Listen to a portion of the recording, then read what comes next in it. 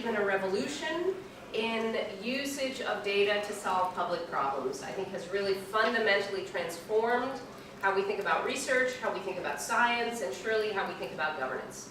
So we are really just super delighted to be one of the many stops along the way in the Whirlwind Global Book Tour for the State of Open Data.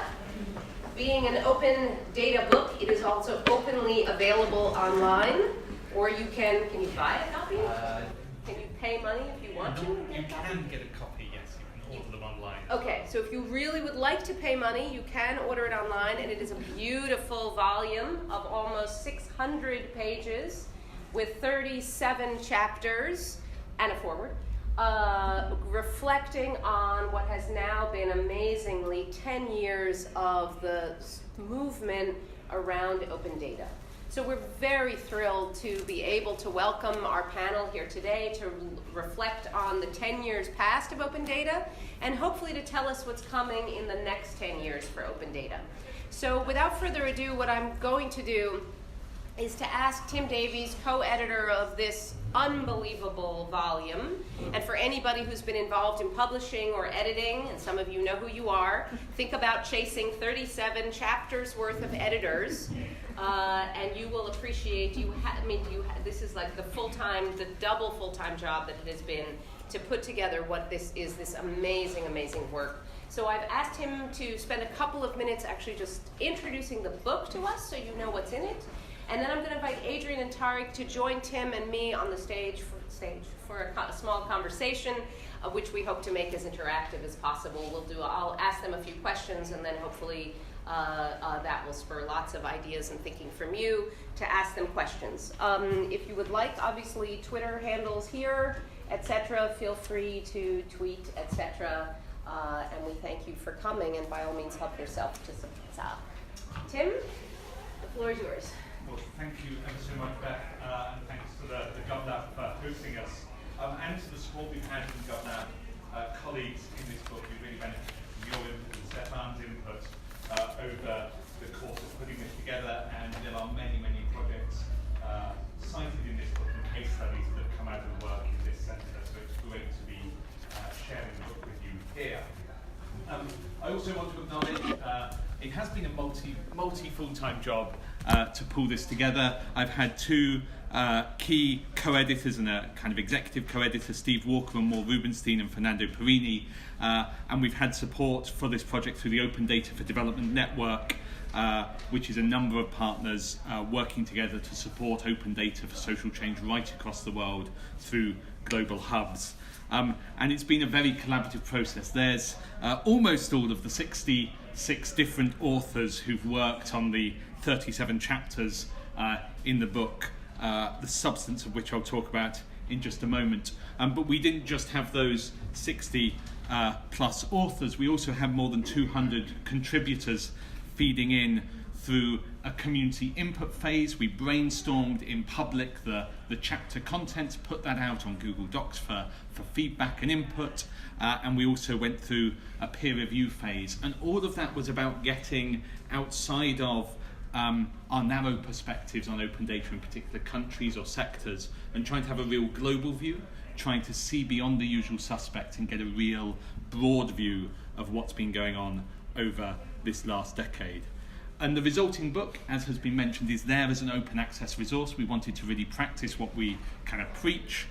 So you can get hard copies from our co-publisher, Cape Town-based African Minds, but you can also access the whole book online as an open access PDF. But I knew in an open data context we can't only do PDF. So you can also get nice laid out pages for each chapter online. And if you want, you can even get the markdown behind that on GitHub somewhere. So it's, all the way down the full stack. So that's enough about the book and how it came about. I'm going to give you a whirlwind what's in it. The first thing is a historical lens. We try and look at this 10 years of open data, and we didn't realise quite how timely that would be with the launch date right now until data.gov tweeted it was their 10th birthday yesterday, I think. So we really are 10 years in to this kind of movement breaking through. And we use in the book the framing of the last 5 international open data conferences to see the evolution from when we were talking back in 2010 all about those portals and those data sets, to by 2012 we started saying, well, hang on, what's the impact? We were already questioning whether there'd been a bit of hype and what are the impacts we're getting to. By 2015, people were turning to think about sectoral focus, not data in general, but data in health, in agriculture, in urban development. By 2016, there were real twin tracks emerging of global norm setting, charters, principles, shared values, and local implementation, saying this has to be about what happens locally in embedded contexts. And by last year, when the IODC, the conference took place in Argentina, new things were on the agenda, questions of artificial intelligence, of data infrastructure, but also a sense maybe openness is under threat in many of our contexts around the world. And there are some dark sides to data we've become much more aware of that mean we can't talk about this solely in a kind of simple way anymore. So we take that historical lens, and then in 4 sections of the book we look at that in comparative chapters. So we look at regions, sectors, cross-cutting issues and stakeholders. I'm going to just race through what you'll see there. So we look at open data around the world, 7 different regions. We look at the different ways regions are framing open data now. So you'll find open data projects in every region you look at, but you'll find quite different narratives about what's being emphasized or what people are focusing on. You'll find many different stakeholders with a role in this. So there's a mapping in the donors and investors chapter of some of the people who've been funding work and what they've been funding. So World Bank, IDRC, Gates Foundation, Hewlett and Midyar. But we also find all sorts of funders off on the edge who are funding sector-specific work, maybe focused just on accountability in Asia. And that seems to be a real healthy maturing of the field, that there's lots of people who maybe don't see themselves as part of the core open data community, but are using open data as a tool in their work.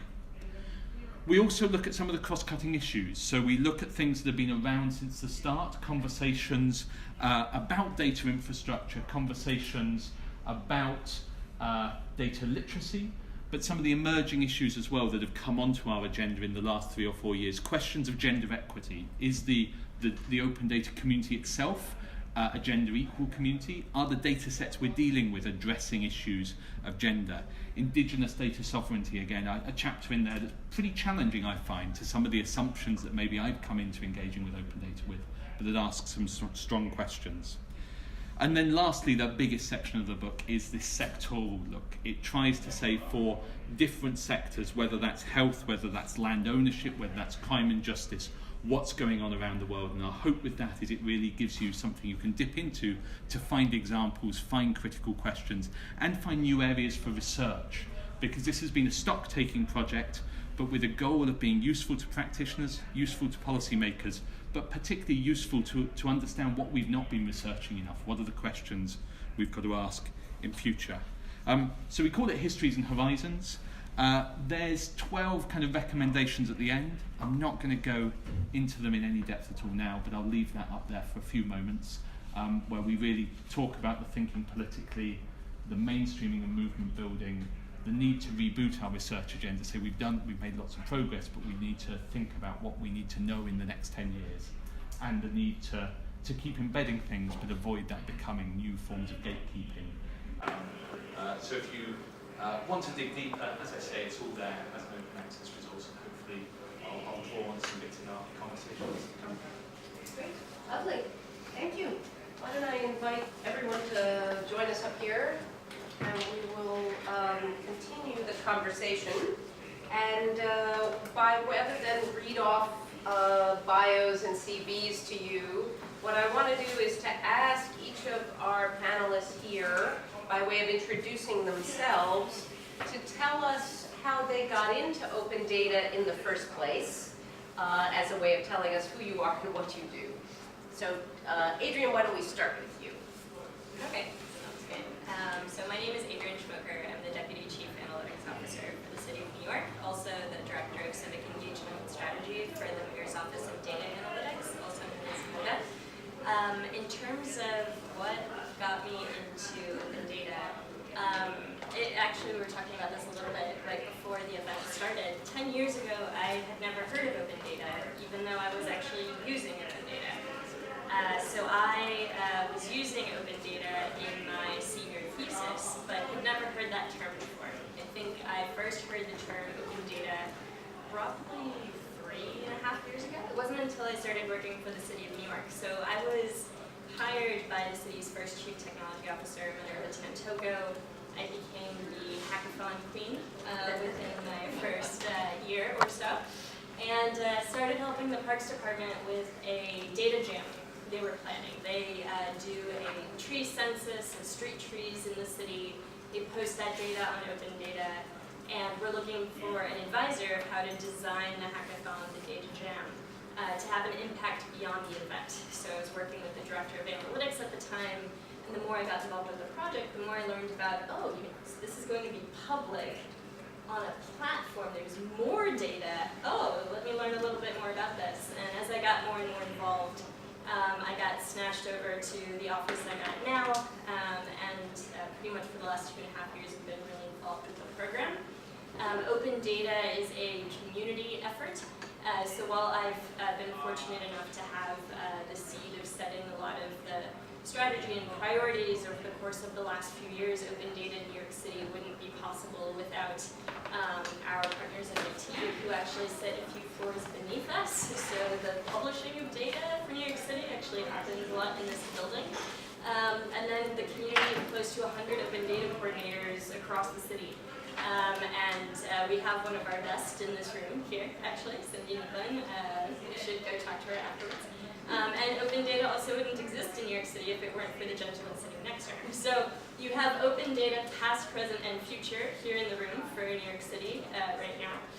So that's a long-winded way of explaining. Great, and we're eager to hear in a minute more about what that's meant for New York City and lives in New York. Tariq, how did you tell us, how did you fall into this? By design or by accident? Total accident. So my name is Tariq Kokar. I'm currently the Chief Data Scientist at the Rockefeller Foundation here in New York. I started that job in a program for the previous 8 or 9 years. I was the global data editor, open data evangelist at the World Bank in Washington, D.C. And I think I would probably attribute, probably an interaction with a gentleman named Hans Rosling. You may have come across. He's a professor of public health, sort of now pretty well-known statistician. About 15 years ago, I was involved in running the UK chapter of an organisation called Engineers Without Borders. So while still at university, we invited Hans to come and give a talk. At that point, we were still developing the kind of Gapminder tool where you're showing these sort of big global trends. And I left with 2 big ideas. One was, if you can give people data to see the world as it really is, that is a fantastic foundation on which you can start solving problems. And he kind of made it very clear that it is way too hard to get access to this data. These data have already been funded, they've already been paid for, but we still don't have access to it. Fast forward a few years, I was lucky enough to be living 2 doors down from a guy called Rufus Pollock, who founded the Open Knowledge Foundation. We shared a pub called the Phantom Arms. So I got to know about the open data universe that way. And so one thing that led to another. I got involved with something called the International Aid Transparency Initiative in the UK, so looking at open data in the development sector. And then I found myself at the World Bank for a decade, better part of a decade, both leading the bank's use of open data and also supporting other countries to adopt open data as well. So all that's to say, I spent the last 10 years most of the time either thinking about advocating for funding or using open data in some way. And I'm really thankful that I found it, because it's been a way for me, someone who's got a background in computer science and mathematics, to find a way to engage in sort of public service and public life. So very, very grateful that I found this as an area to work. Great. So instead of a book tour, we need a pub crawl. Yeah. Open data pub crawl. That's where the next party should be. Tim, how did you fall into this? Yeah, so it was very much falling into it as well. I was researching youth engagement and civic participation, and I got invited along the day I had to submit my thesis proposal to the launch of data.gov.uk, and on the train back, kind of 2 hours before the deadline, I said, I'm just putting in another thesis proposal, this looks interesting, I'll study that. So I did my master's work on data.gov.uk just after it had launched. thought I'd finish that and go back to the other work, but then ended up when Tariq left development initiatives and aid transparency to the World Bank. I got a call and said, can you come in for a meeting? And it turned into, can you take over this bit of project for 10 months? So I ended up working on making an open data project happen, and that led me to think, okay, I want to research this more, I want to kind of get more So into it. this is a perfect segue to my next question, which is, this book is very much a retrospective on the last 10 years. If you can go back to that day, now about 10 years ago, prospectively, what did you anticipate at that point, and how does that differ in terms of your expectations for open data as a movement, as a set of tools, as a policies, depending on how you see it? What did you anticipate, and how does that differ now from your sort of reflections looking back over 10 years? And I'm going to ask each of you, some of you don't have 10 years under your belt, but there's 3 years, or there's some number of years, and everything in between 10 years and today. I'm just curious, what's the one thing that has most lived up to expectation and the biggest difference? Well, I'm happy to speak to. I Okay. know that for New York City's Open Data Program, our 10-year anniversary for when the first data sets were released, I just discovered thanks to a serendipitous meeting and text, I think last week, is this fall.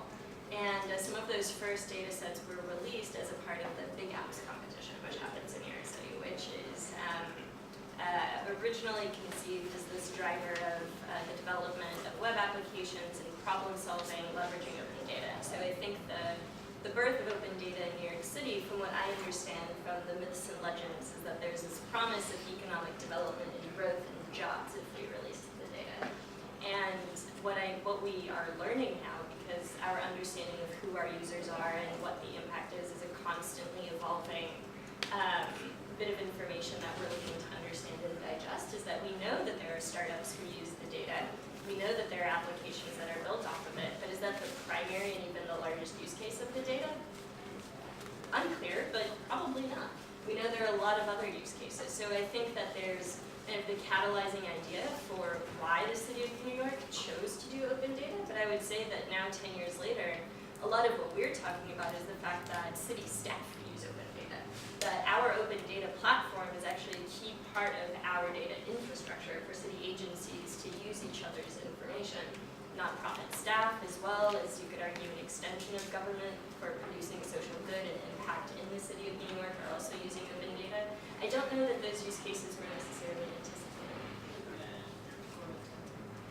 Who wants to go next? Tim, Terry? Marva's law that you overestimate progress in the short term and you underestimate in the long term, and I think we've very much seen that in open data. People sort of were expecting that so many apps, tools, economic development, new businesses would come about almost magically.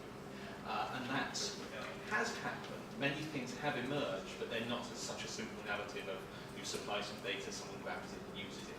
Lots of the change that's happened has been data feeding into business processes of existing businesses and improving their practice in ways that are much harder as researchers to track. But I think for me the expectation, one of the questions that got me interested in researching it was asking, is this decentralizing or centralizing power?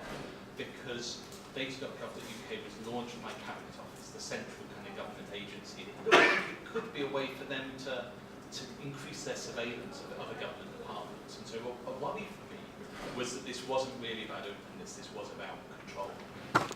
And I've been encouraged that a lot of this has distributed power more broadly. It's allowed collaboration between teams, it's allowed collaboration across organisational boundaries. And so where early on it was about the release of data sets, what I think has emerged where it works well is open data is part of new large-scale cross-organisational collaborations that are building new data infrastructures that weren't there before, but we're imagining into existence.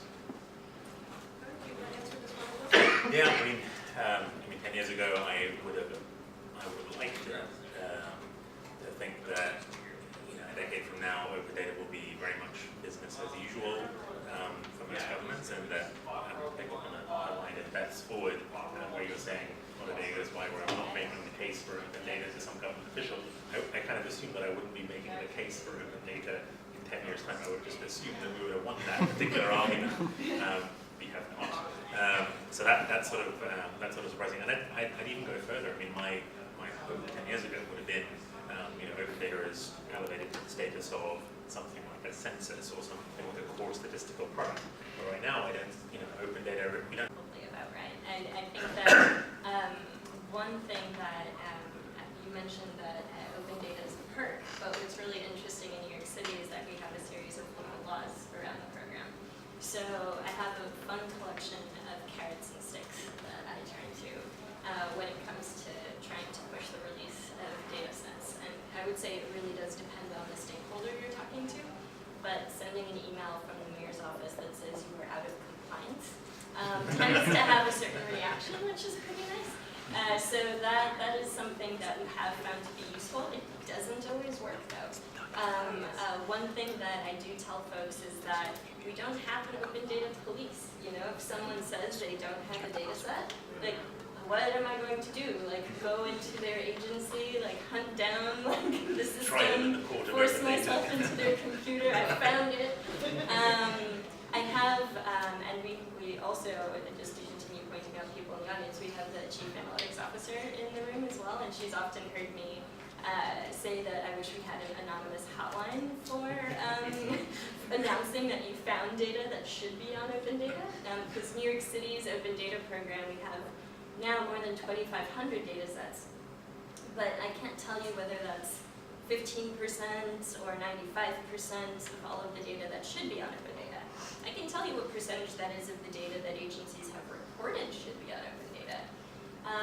But another source of releasing data is actually through the data scientists on our team. So when they take on an analytics project with an agency, they get data transferred to them for a project, they work to slow walk the agency towards, an easier way to transfer this data would have been if it had been in this place. I'm happy to help you figure out how to do that. And I can just imagine we have 3 data scientists on our team, but there are dozens and dozens of analytics teams across the city. If they just had an anonymous hotline to call to say, I found a data set, it should be on open data, that would be fantastic. Tim, I want to ask you, I hope you weren't writing down an answer to this, because I want to ask you something else, if that's okay. But you can, of course, answer whatever question you would like, whether or not I asked it. I want to ask you about a different kind of argument, though. There's the argument that still persists around convincing people to open up data. But there's the argument that you talked about a little bit in your slides when you talked about the different phases of open data, and that's the argument with civil society around which data is the most important data to release. So my memory of being sort of present at the birth of this movement to some extent was that we were fighting not just on the inside but on the outside with people saying to us, we want government spending data and we want to know who's visiting the president. Now it would be, we want Donald Trump's tax returns, but everything else, all this other environmental stuff and electricity data, that's a distraction. I'm just wondering a little bit about if, did we make a mistake from your perspective in going too broad, where open data is now all things in all fields, instead of staying focused on the good government argument that Tariq also referenced earlier of accountability and anti-corruption, etc. Did we blow it? Why do we need 37 chapters? You could have had a 1-chapter book. The sectoral piece. I think perhaps for some period of time we did blow it. We did set ourselves back because we took cases where there was a use case. It was clear that there were people outside government who wanted data on mapping data, geodata, like key ingredients, infrastructural thing, spending data to monitor what was going on. There were people demanding that, making the case for that, and then we had people release other data sets and they were expecting to find that's the community out there ready to engage with their data. And there was kind of tumbleweed and silence when their data went. Now, I think what we've seen since is sometimes there's a long tail effect. It may be that there's no ways to use that data today, but 5 years later someone picks that up and does something with it. But we did hype to an extent that perhaps caught us out for a period of time. I guess linked to though the convincing people kind of piece though, and that what I find most exciting in those sectoral chapters is not so much the data portal initiatives, but the sector-specific initiatives. Things like data transparency, things like open contracting and sharing procurement data, things in agriculture where people are saying, we've got this specific problem, in environment as well, very, very, very specific. We've got this problem, it doesn't fit within our bureaucratic silos where we work right now. Therefore, we need to build a shared data infrastructure. Not only, opening up our data sets is the first step to doing that, because then we see what we've got, we have a conversation with people outside of government, but then we go into that next step. And so for me, that 2012 to 2015 period, we were a bit in the wilderness, we were a bit lost because we hadn't seen the impact. But as we get that sectoral term, which is why there are so many chapters in the book, people have gone and had the domain experts, the data experts, the people inside, no longer gate-kept through the data portal, but having a direct relationship with the people who care about that data, wherever they work. Please. If I can just add on that, I mean, to contrast that state of affairs with like something I work on now, which is funding the creation of data sets for machine learning applications, so like training data for ML. That's like, that's completely opposite. That is hyper application specific funding and creation of data, and I think that makes all the difference. So right now I have a specific request. We want to create a database of images of like 4 or 5 African crops and the diseases that affect them. So you can build computer vision applications to automatically detect them. From like a funding or an investing point of view, that's easy because it's a defined problem with a defined benefit and like a price tag. I don't think we could have quite gotten that with open data, but I'd say one of the lessons we learned from open data is having these like application specific or use case specific arguments for investment and creating applications. Want to add anything here on sort of, this is another way of asking kind of what we've learned over the last years about the most important ways to impact in this space? Sure. So I think that where I was thinking about how you asked, how do you assess the demand for a data set versus just asking people to release everything they have and we'll assess the impact afterwards. I think we've seen a little bit of both. So I think that within data can be a little complicated because it's often hammered so to the nail. It's information, what can it be used for? Let's just publish this. Hopefully it's going to be a great tool in solving a problem. One thing we often see with the data scientists on our team is that they're using data sets someone would have never thought of as an indicator of something for something else. So one example is in predicting where tenant harassment is happening across the city. There's no perfect data set of where tenant harassment is happening, right? And so one of our data scientists was looking at a variety of different indicators, and one of the most helpful indicators for our model was 311 complaints of dust. I don't know that anyone would have really guessed from the beginning that we need dust data. That is going to be really helpful in understanding tenant harassment. But what it was people were complaining about dust because of construction, and then there's this theory that certain landlords are, imposing like pretty vigorous and rigorous construction as in an effort to try to get tenants out of their apartments. So it ended up being a very critical part of the model. But had we started with, let's try to understand all the data sets we want, what's our short list, I don't think dust would have been on there. So there's a little bit of scavenging and detective work that has to happen when you're trying to solve a problem and looking at the resources that might be out there that will contribute to the end solution. So I think there's always going to be this push and pull of understanding the demand for data. And in New York City, we have actually a legislated pathway for that. So if you request a data set on the contact us page of the Open Data Platform, it triggers basically a 2-month audit process within the agency. They have to figure out if they have the data set, if they have it, whether it can be made public, if it can be made public, when it will be made public, and they have 2 months to go through that. So we have a clear pathway for demand. But then there are plenty of agencies who are also publishing data because it's become normalized within their agency. So we're not going to stop one of those pathways over the other because they do both have value. I think that's really encouraging to hear, because one of the tensions we do with the conclusion of the book is this need for government to become more formalised and structured in how it does data. There's a chapter on governments that really talks about data governance at the same time as keeping that generative space, that space for finding the connections that you wouldn't spot otherwise. And there is a risk that we get new eras of gatekeeping coming up, particularly as government dealing with bloodthirsty issues and is more scared of dark sides of data now than it was 5 years ago. And it sounds like, yeah, that combination of legislation and engagement with the public is quite a good formula.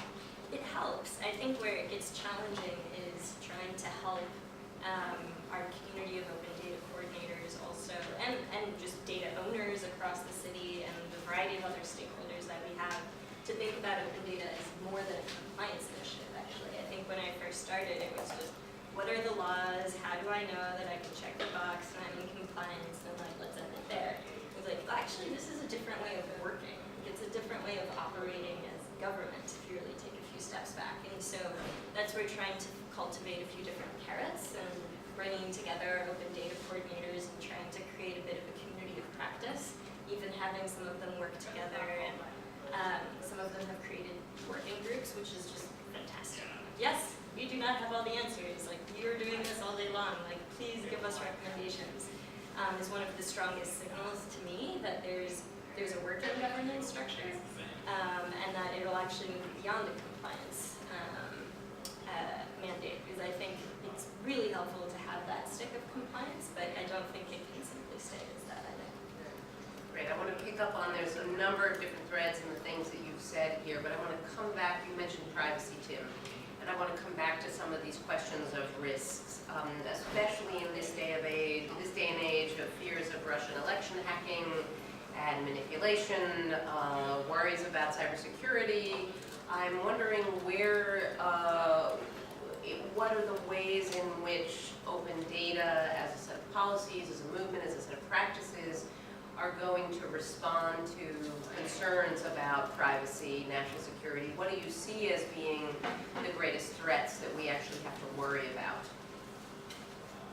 Yeah, so definitely a couple of the chapters pick up on the changing landscape around us. So AI changes the landscape in terms of what connections you can find between data sets, and therefore things that may have looked innocuous, now we need to think about how might that be used, what its consequences. The Indigenous Data Rights chapter and the Indigenous Data Sovereignty chapter highlights it's not just individual privacy we need to be worried about, it's community rights as well, because the way we use, say, environmental data might be affecting the insurability of a community, it might be affecting how public policy affects communities who've been systematically disadvantaged or left out of our way of describing the world, because when data is powerful, we need to think about how it's structured. Now, for me, there's an opening in open data that opens the black box of all these systems and lets us interrogate them and have a democratic debate about the data itself, what we should collect, how we should collect it, but I don't think we're there yet on knowing how to have those discussions enough. We have a few spaces where they have to be done. When it comes to balancing openness and privacy, we have seen over that kind of 10-year timeline some real tensions, real kind of community tensions. There's people who care about privacy, people who care about openness, and sometimes they really be at each other. What's been interesting in some of the debates that have happened is when they realise a large chunk of those communities, not everyone within them, but a large kind of population from each, are concerned about the same thing. They're concerned about power, and they're concerned about control of power. So open data from the accountability angle is about saying governments, large institutions, private sector have power. With power comes responsibility and comes the need for transparency. Individual citizens are often not as powerful, and therefore should have protection rights and should have protections in place that give you a framework that can put these two things together and not say privacy and openness are in conflict, but say in all these cases we're weighing up what's the way data is to be used, how do we tend towards openness but recognise there's places we need to use it. Eric, I'm wondering what your take on this is, and whether you see the bigger risk as being that of privacy or that of exclusion and inclusion. In other words, the problem of data invisibles and whom we're not counting. That's a good question. I think the most helpful lens I found to think about this is like over the last, I'd say, 5 to 6 years, people have been able to more clearly articulate the sort of privacy utility trade-off. And the two examples I usually go back to are one, the concept of differential privacy, which is a sort of computational approach to quantifying how much privacy trade-off. So, when it comes to a data set, you can now assign a privacy budget. So this is how much information I'm willing to release from this data set before privacy is compromised. So that makes that trade-off between privacy and utility explicit from like a technical point of view. And the other side is, you're increasingly seeing sophisticated legislation and regulation, which affects not just the open data universe, but just the data universe in particular. And GDPR is the easy example to point to. But I think my favorite feature of GDPR is this idea of subject access requests, which if you've not seen them, in Europe and like in Germany in particular, where you've been able to do this way before GDPR, you can request to have your information removed from a database. Cool, you think, what are the unintended consequences of that? So, favorite unintended consequence of that, a friend of mine runs investigative journalism operation in Germany. So, as soon as GDPR comes into effect, what's the first subject access request he receives? A representative of the Ukrainian mafia saying, I would like you to remove data on our operations from your current data set. And their choice is, do I want to lawyer up and fight the Ukrainian mob, or do I want to comply with GDPR? So I think these sorts of frameworks help think about that. I don't have like a generic answer, but I appreciate that these things. Do you have server space in the U.S.? Yeah, I got it. I'm not sure if that would be advantageous or not. We don't have these legal problems. As a philanthropy, what are you doing? Can you do things to help create the ethical practices, the technical practices, the data responsible practices that match some of the challenges that you and Tim are talking about? In other words, what are some of the solutions here? Yeah, I think one general body of work I point to is actually the stuff that Stefan and the GovLab team are doing on the data stewards. Now, I think a lot of the solutions are going to have to come from industry, and in particular folks who are the stewards of this data of great societal value, whether they realize it or not. I think by and large they realize it. And to their credit, I speak with their public policy teams pretty regularly as we try to figure this stuff out. And talk to Facebook, their biggest concern at the moment is actually just second and third order effects of the use of their data. So to an extent they can think pretty clearly about what happens if you make some anonymized demographic data or some sort of anonymized social graph data available to the public. They can think about that. But what if LinkedIn also makes available an equivalent social graph on business connections? What if Lyft decides in their data philanthropy efforts to also think about something like that? Suddenly you're back to the same problem that governments and data folks have been thinking about. Well, you're inadvertently making the universe riskier for other folks. So I think it's valuable to have companies actively engaged in thinking about how to be good data stewards and responsibly think about their data release. I'll leave that as an example. You and Tim want to say something? So I'm glad you used the word responsible and just responsibility, because I think that's where a lot of this comes down to, is starting to think about data as an asset, and going to Tim's point about making sure that there's a governance structure in place and a process.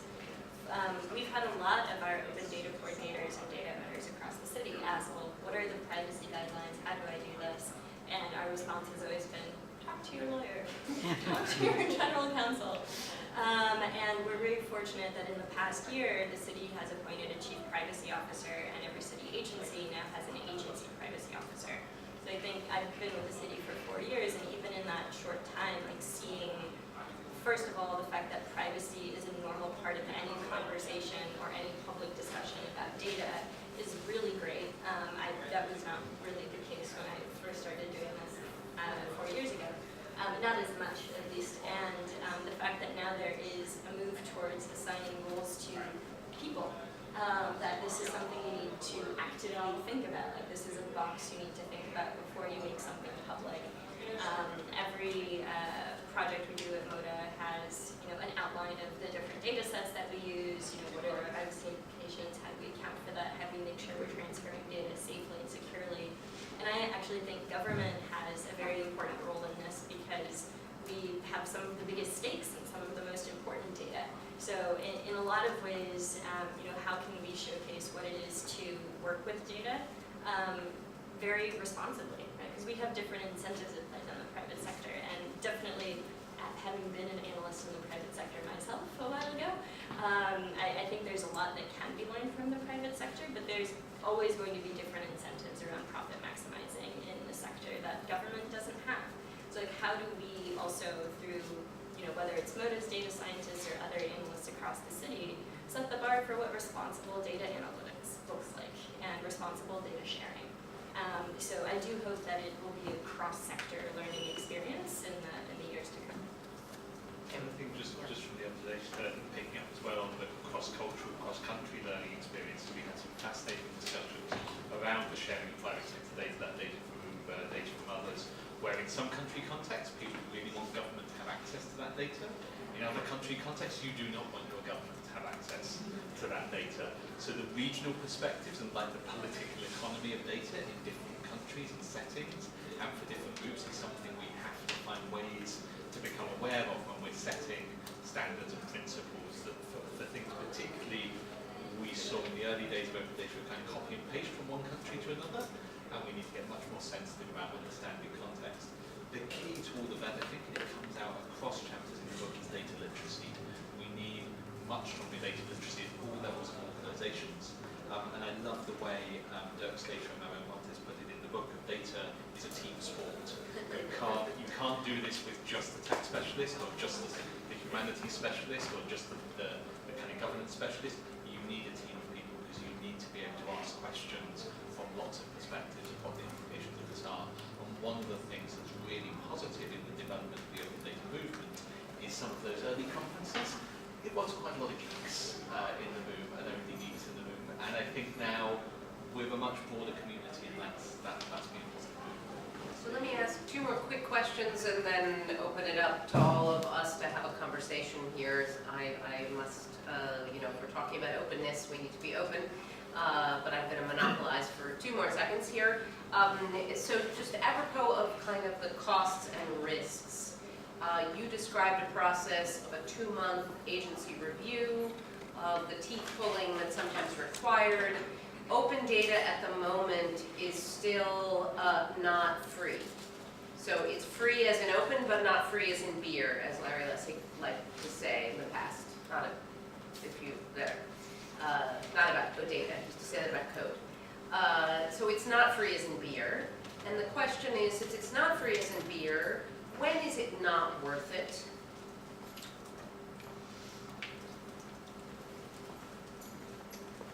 Anybody? So the short answer, it's a question of timescale. So we should be changing the way we manage data such that the cost of producing it openly goes down over time. But we have to prioritize, so we have to look at where the demand is and focus on the data where there's the clear demand. But anything the company is generating that doesn't have those risks about it, we should be trying to improve our data management to reduce the cost as well. I mean, very good. Yeah. And not an answer to your question, but I mean, if we had a better understanding of just like the economics of data, it would be much easier to answer your question. I don't think we have a good understanding of the economics of data. And by that I mean, like if you ask the question in the world of data, like what is value, how is it captured, how is it shared, I don't think anyone can give you a straight answer to that. You ask McKinsey, they'll say data is the new oil. You ask Eric Bernhoefsen, he'll say think of data as labor. Should we be thinking about data ownership? Should we be thinking about data rights? Right. All that stuff is not really figured out, and I think that's often the root of why folks who don't spend their day thinking about this have a hard time reasoning about, well, should I make this data freely available or not? The few examples where I've seen someone actually put a price on data have been quite revealing. So the one I keep going back to at the moment is, I'm originally from the UK. I don't know if my accent is still there. I can't hear it anymore. I've been in the US for a decade. But one of the big bits of open data that the British government released was transport data. So open data on train times and train schedules in this GDFS format. And sometime earlier this year, does anyone use the app Citymapper for kind of routing around? So Citymapper issued their own Metro card, the TfL card, so you can get on the Metro with your Citymapper card. What they did was make it about £5 a week cheaper than the official TfL card. What does that tell you? Your transit data is worth £5 a week to the Citymapper, because they can use that to presumably sell you other services, etc., etc. But play that movie out in your head. One, why can they subsidize that to the tune of £5 a week? Because they've got a giant pile of BC cash to burn through. A year later, what's going to be the conclusion? So let's say 1 in 3 Londoners now use the Citymapper Metro card as opposed to the official TfL Metro card. Now you've kind of done what Uber did to taxis. You've decoupled control of the customer base from the people who are running the infrastructure. Rewind 5 or 6 years, if you painted this picture to the London Transport Authority saying, hey, this is what's going to happen in 5 years, do you still think it's worth making your data freely available? They would have gone, God no, that's a terrible idea. And it's because we never had an economics of data. We never really thought about, what are the economics of data platforms, what are the economics here. So I share that as an example of not really understanding the economics of this. So I'm going to take it back. I have like 10 more questions I want to ask. But what I'm going to do is open it up in the interest of time. And if nobody has anything to say, then I'm glad to fill the airtime. But I have a feeling that's not the case, knowing who's in our audience. So we'd love to hear from you. Do we have a mic? Do we need a mic, or do we want people to just shout? Okay, there is a mic. So do I have a volunteer? Here we go, right back here. All right, so you just kind of... Tell us who you are, if you don't mind. So my name is Jamar Youngblood, and I'm working on a public opinion tool. We collect public opinion from American citizens. So you just touched on this, but this is more specific. What are some common ways that organizations and companies justify charging for their data as opposed to releasing it for free? If that makes any sense. Yep. Who wants to take it? I got one stab at it. I mean, increasingly, the data is becoming an increasing part of a revenue model for a lot of companies. So take someone like MasterCard or take someone like Vodafone in the UK. You think of MasterCard as your friendly neighborhood payments provider, or Vodafone as your friendly mobile company. In reality, an increasing share of their business comes from Vodafone selling analytics on footfall traffic from cell phone data to advertising companies. MasterCard, again, a lot of their revenue now comes from data analytics services, again, for marketing and retail analytics type purposes. So these guys have now pretty sophisticated models for monetizing this data in a way that actually fundamentally contributes to their bottom line, and will only do so more and more in the future. So how do companies justify charging for data? Because that's what companies do. They're there to make a buck and they can monetize it. Has your board therefore taken, if I can just add a follow-up question real quick, has your board therefore taken a view as to what philanthropy can do to remedy this, if we want to call it a market failure, or in other words, making data available as a public good? Is there sort of a take that you have officially on this question of what you'll fund? I mean, at the Rockefeller Foundation, I don't think we have like a systematic take of what we fund. I don't feel like I'm like we will buy data and publish it, or in short, no. I mean, I think that there are specific market failures I can point to where I feel like there is a role for philanthropic funding. So particularly where data does not exist and there is no market-based mechanism for creating it. So the example of training data for ML applications in underserved, underfunded geographies, there is no market-based solution for creating African crop disease training data. So we can definitely look after that. Similarly, there's no market-oriented solution for properly funding image data for doing building damage assessments. If you want to fly a drone after a natural disaster and quickly have a report back, an automated damage assessment, the training data don't exist for doing that. So that's a market failure we can fund. As for the other stuff, still working on that. I would also say that I think there's just a continued theory that more data is better, right? So like in the private sector, when I worked in corporate retail, we had had one chain of stores where, you know, we attracted like a demographic that used credit cards the most, and we had better data about who those people were and what they bought versus the chain of stores that were primarily people who paid in cash. And it was understood within the company's headquarters that it was much more difficult to be strategic for the chain of stores where customers were paying in cash because we didn't have good data on them. And so the more we have sensor-based technology, we are tracking where people are clicking and going on the web, the more granular data we have about people and their behavior and who they are than ever before. And this is assumed to be a good thing that is going to help us have even more targeted strategies towards selling people X, Y, and Z. Now I think there's a lot of inherent assumptions in this way of operating that I think we're starting to question now, which is good, both from a business operating perspective, that you're actually missing a lot of things if you only rely on the data, and then from an ethics perspective, right? Does everyone know the terms and service agreements that they're signing up for with all of these different apps? Or did you even know that when you swipe your credit card, you're giving that company a lot of data, or that when you walk through a brick and mortar store, there's a sensor that counts how many people are walking through and you're one of them? So I think there's a broader sense of awareness that's happening about what is the data everyone is collecting, government included. But yes, I think that's, there is this inherent assumption that more data is good, and that it is okay if you collect data to have that be a revenue stream. I worked on starting up my own company 7 years ago, and I remember we had such a hard time trying to figure out how to monetize. And we were told by some advisors, well, you know, you have two ways to go if you're trying to build a tech startup. You slap ads on there and you get ad revenue, or you collect more data when people create profiles and you sell that. I was like, neither of those things has anything to do with the kind of digital experience we're trying to create for people. And it ended up not moving forward. But like, there's very much this sense that, you know, these like very clear ways that you make money, and selling data is one of them. And I think only now, thankfully, people are starting to ask, well, should we be doing that? And is that even a really good idea? You want to add something? Maybe very briefly on that question of why people are charging for data. There's two cases in the book. One, mapping agencies have often been kind of keen to charge for data outside the US, and they've often had quite a good reason, because if they become aligned in the government's budget, they're very liable to get cut. If they have their own revenue, they feel safe and protected and able to invest in maintaining a good quality data product. So data costs to collect. Now, we've got to be aware of that in different contexts.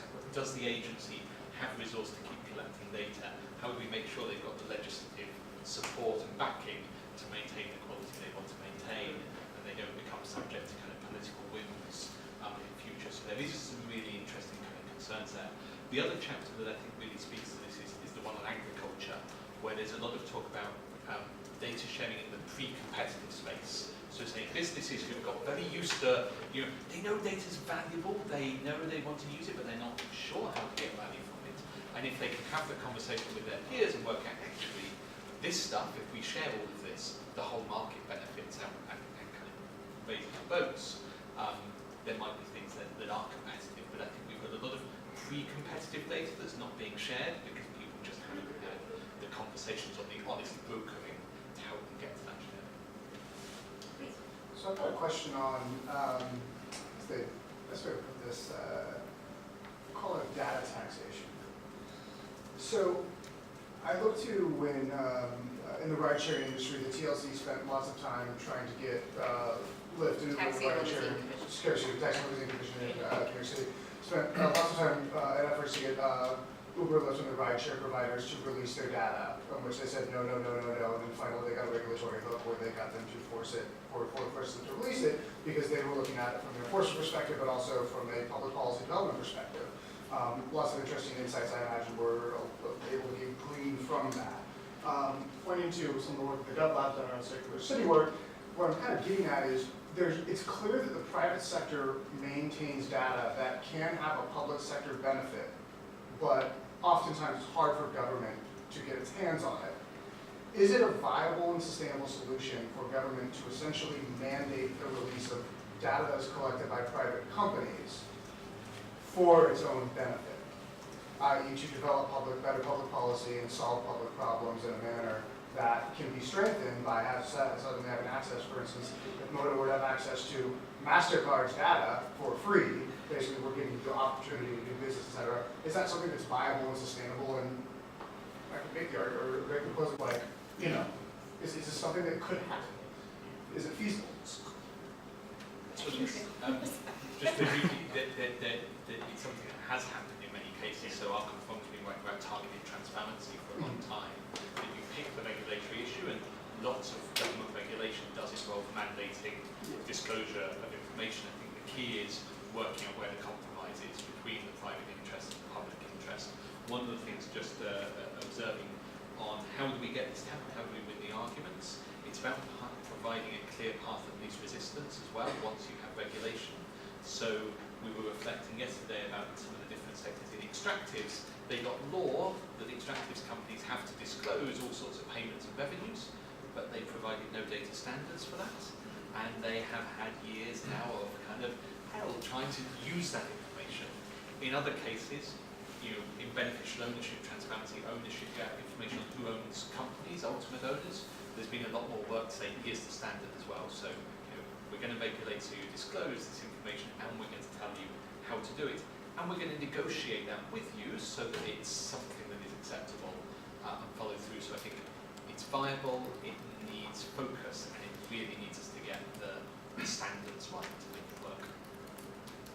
I think from my perspective, it depends on the use case and who we're talking about also, right? Like there are a lot of different government adjacent institutions here in New York City that don't fall under the purview of the open data law. And we often are just like, there's no reason why we shouldn't have access to X, Y, and Z institutions' data that would really help in our work. But like we legally don't have access to it. So you can think of utilities or some quasi-state city institutions, or perhaps even some large nonprofit partners. And so I think that because there's a spectrum actually from private to public in the United States, I think that it really depends on the use case and how close to government infrastructure and services you might be able to define what that organization's like bread and butter is. But I also think that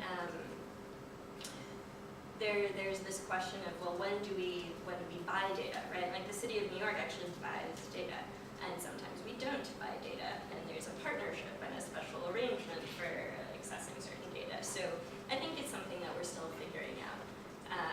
And again, I really think it depends on the use case. Moving on, so your question reminds me of two things. So the world of like autonomous vehicles and avian cities is opening up a whole bunch of interesting questions of exactly this nature. One, on like the pre-competitive data front, the fact that like every car company and probably like a dozen other startups are working on high resolution, like centimeter level resolution maps of cities is super dumb. Like why is there not a public good for ultra high resolution city maps? So that's just like a clear example of that. But on the kind of this idea of digital eminent domain, I feel like government, the one trick that government usually misses is forgetting the kind of in charge, and they can do some more creative stuff than people may give them credit for. So I think requiring people to give you data is it's cool. What's even cooler is building like additional regulatory interface, so a standard by which, so this is like the example of MDS in Los Angeles, where instead of like Uber and Lyft giving you your data, you say to Uber and Lyft, hey, if you want to pick up a passenger at this place, before you're allowed to do that, you have to authenticate with a central server that you are permitted to do a pickup in this location, therefore complying with our regulatory framework. Oh, and by the way, we've got your data now. We know where you are. So you're using a smarter regulation infrastructure, and you're kind of collecting data as a side effect. And there's like a bunch of ways like that where you can get the data without having this sort of like antagonistic digital eminent domain kind of conversation. Please, pass the mic back. In the vein of the next 10 years of open data, is open data as a right, should that be part of the conversation, in your all's opinion? Or is that a ship largely sailed? If it should be, you know, in the way that other basic human rights like food or mobility are things that people experience really directly.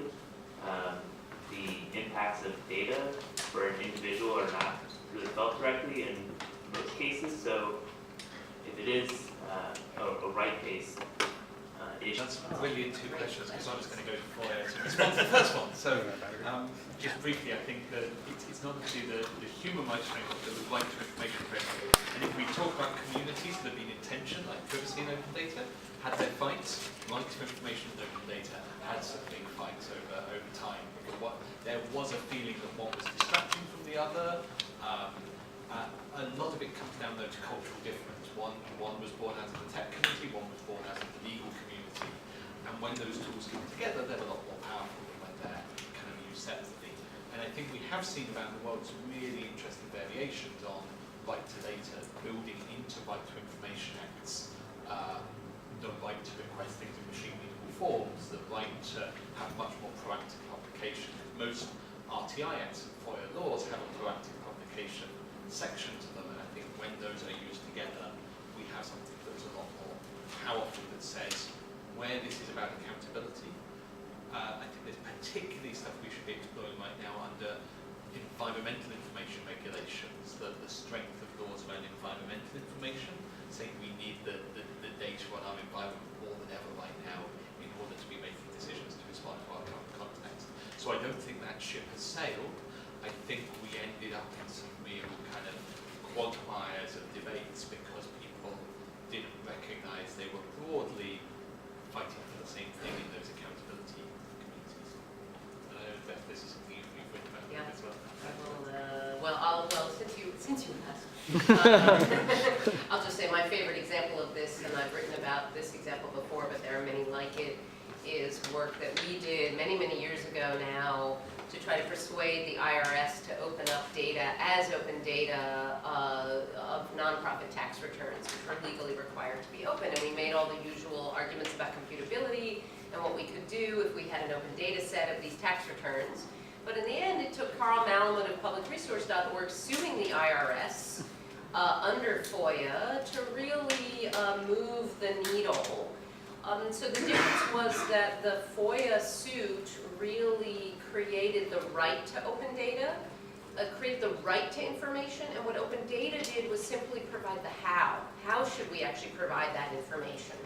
So the two really went hand in glove very nicely, and I think, and I agree with you, that we're going to hopefully see more of that in the environmental movement, is the FOIA as a stick and open data in some ways as a carrot, but working in tandem, because FOIA by itself doesn't tell you how to release the data, and open data by itself doesn't have the teeth that FOIA gives you in terms of a legal mechanism. So I think that there's the two going together are very interesting, as Adrian has already alluded to in terms of open data being enshrined in law in New York City, has created some more, hopefully, force behind this effort.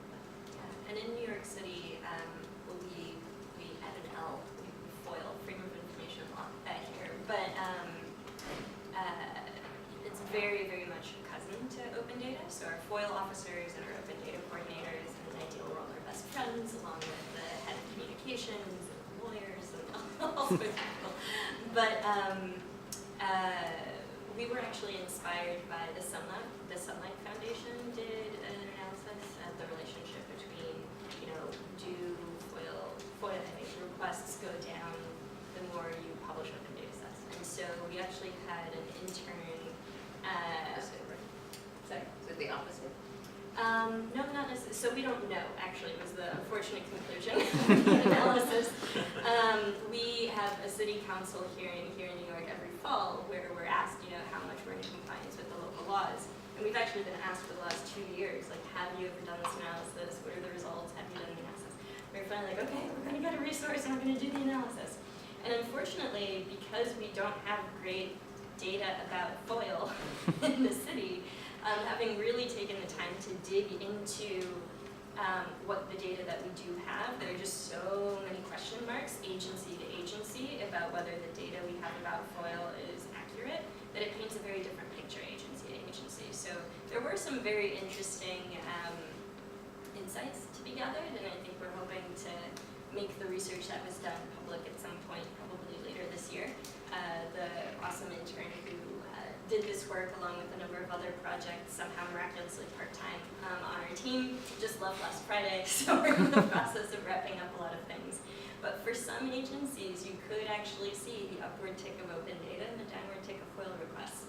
Then again, that could just mean that the FOIL officer did a bad job of responding to FOIL requests, logging FOIL requests, so it's still something I think we're trying to understand is that relationship. 30 seconds on that. I defer to you guys who know way more about this particular area than I do, but the way I think about right is, to get it right, you have to fight for it. You don't get rights for free. So right now, if I was going to pick a fight over what kind of data right I want, would I say, well, I want an open data right, or do I want like a bill of data rights more focused on like individuals and privacy? That's the fight I'd pick. I probably wouldn't pick an open data fight right now. So that's what's always going through my head right now. I feel like it's more about, it's the bigger picture of data I'd be focusing on. Other comments, questions, Poppy, please. Sure. So my name is Achida Sanjan. I work at the Association for Computing Machinery. It's a publisher. So as you can imagine, we are really also struggling with data and reproducibility in particular. And I wondered if you have any thoughts the roles publishers can play here in this, in sort of creating data and the whole reproducibility of data and on the ethics side as well. Really interesting. So one of the things is around just data infrastrucures for good archive and sharing of data long term. So I think Tariq mentioned at the start, like government data has turned out not to be that persistent. One of the fascinating things putting this book together was realizing how bad a community committed to openness, committed to data, is an archive and maintaining things for more than a few years. You will find a large number of the footnotes are archive.org links rather than direct website links. And when it came to the data sets, lots had disappeared. So I think there is that thing of the publishing infrastructure for data to be there. Something else we looked at in the past is the citation infrastructures for data. So one of the other things that's really, really important in an economy, in essentially what can be a gift economy of sharing data, people going that extra mile to get some data out there in a clean form need to get credit for that, need to get the feedback that you can show to management or show to others to say, look, my work's being used here, here, and here. And there's something, I think, has been a long-standing problem in the open government data world that we're not good at, say, giving a suggested citation on a government data portal that would allow us to track what's been the impact of this on research. And it certainly comes out in the Eastern Europe and Central Asia chapter, where they say the major reusers of government data there are academic institutions. But there's not the tracking to kind of find in the published paper that was from that data portal.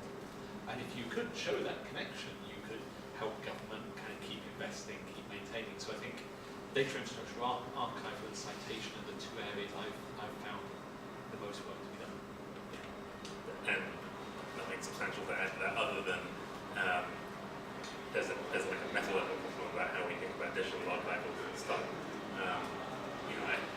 My wife works as a conservationist, and so she will like casually fly to Cairo and look at a sort of 7th century illuminated manuscript of the Quran or something.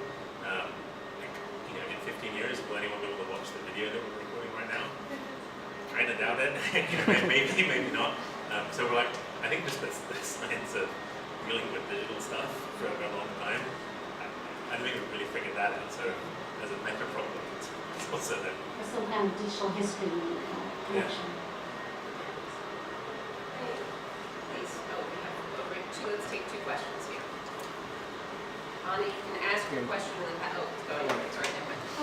Okay, pass it to our guest and then we'll ask both questions and then we'll answer.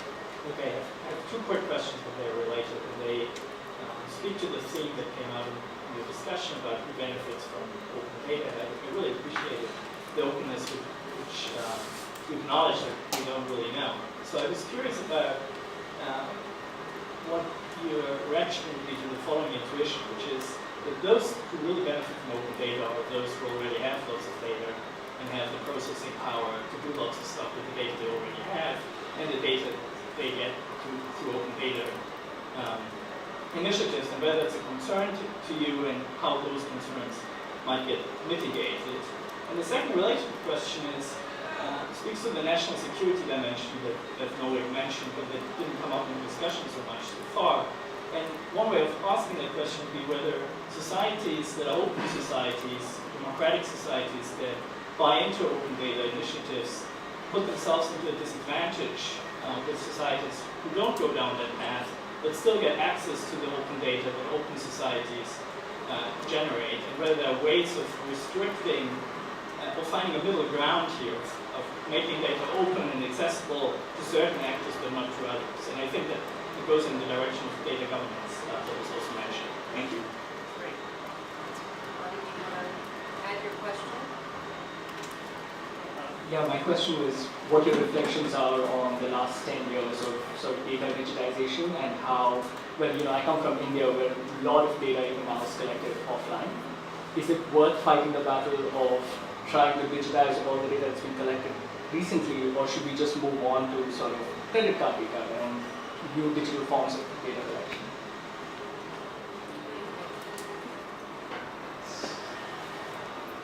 So I guess, to pick up, I think the Michael Gursky wrote a key paper a number of years back saying open data is just empowering the already empowered. I think that's been a driving question for the open data development community in all this research we've been doing to say we could be always alive to this concern. I think the kind of found the place people have come to is thinking, well, there's many actors who've got access to this data anyway. So in leveling the playing field a little bit to openness, we can get to a better place, but we still have to ask those political economy questions in each individual context to understand that and explore that more. There was something else I was going to unpack on that. So I was going to say, while you collected thoughts, like building off of that, I think it comes to the question of, well, why don't we charge for data? If big companies are using this data, like that way we get a revenue stream to help make the open data program more sustainable. The local laws are unfunded mandates. Like, how are we supposed to comply with these laws? And I think that to Tim's point, well, then it makes it even harder for other communities to try to access this information. And if we're making the argument that this is a public good and a public service and public infrastructure, then, why would we charge for that? So, I mean, I think that, but what I find interesting about open data is I think it's often spoken about as a bit of like a shiny tech initiative that falls within smart cities or falls within digital government, and we forget that it's actually a public service. It happens to be a digital first service, which makes it somewhat unique, right? Most government services start brick and mortar. You're handing something out, you're helping people find a place to sleep. But we started digitally. Most government services start brick and mortar and are trying to figure out how to go digital. We're trying to figure out how to go brick and mortar. Like, how do we actually meet people where they're at? How do we go to physical communities, take the ferry to Staten Island, go out to Bed-Stuy, speak to a community of local leaders, and tell them that there's information about how their government runs. And it's, in a machine-readable format, and sure, there's data literacy, digital literacy, civic literacy barriers to actually using it, but it's there for them. Like, it is, I view open data as having been defined as a government service that we are offering. And so why should only those who can pay have access to that service? To touch on both questions, the kind of like geopolitical angle of should there be differential access to open data, I've not found a good example of where I would argue for that being the case. One place where I could argue was, and I hope this was long enough ago that they don't mind me repeating this, the statistics office in Mongolia, when we were working with them to help launch an open data initiative, one of the concerns there was, what if we make these data publicly available, won't China be at an advantage to us and they can use it to kind of invade Mongolia? And I'm like, dude, your inflation statistics are not the thing stopping the Chinese trying to enter. So I found that concern a little overblown. But sticking with Mongolia on the topic of digitization, I think countries who choose not to digitize historical data and use that as the foundation for their own digital representation of society, run the risk of digital colonialization. So again, sticking with Mongolia, the example of this British company called What3Words. Did you come across that? So What3Words, it's like an alternative mapping service where every, I forget what it is, like 5-meter grid has 3 words. Like, this grid might be hamster, fish tank, octopus, and you can use that as a way of referencing stuff. The Mongolian government is super keen on this because they don't have a national addressing system. A third of the population is nomadic, so it's just a pain to kind of address things. But what are the consequences of doing that? You're giving a British company, the rights to kind of address the public space of Mongolia, whereas they could have taken an approach of digitizing existing systems, et cetera, et cetera. So I'd be wary of shortcutting things that impose constraints that you probably don't want. And I think that links very much to one thing that comes out in the AI chapter, in a couple of other places, of public data is really important. Even while we're saying we can use machine learning to leapfrog over the need to collect these things, we often need a reference data set, a public data set. And the public data set is not just public that we can access, it's public that we have a right to have a say in and control and say this is our collective knowledge making. So protecting that space feels quite important, at the same time as acknowledging the monopoly of the state on data collection and provision was a function of 20th century bureaucracy and technology, and as that technology changes, that monopoly shifts. Great. We have an audience here that's as knowledgeable as the people on the stools. And given how uncomfortable the stools are, I've almost fallen off now several times. That would have guaranteed people would watch this for 15 minutes. But what I want to do is give them a chance to talk to you personally, since I think you have your fan club here. So let me ask you, you're allowed 2 bullet points, okay? No more than 10 seconds each. 10 years ahead, when we're celebrating the next volume of the book, volume, whatever, version 2, whatever we call it, the sequel, Open Data, the sequel, and we're looking back on the last 10 years, greatest triumph, greatest failure. 2 bullet points. 10 seconds each. Wow. Go.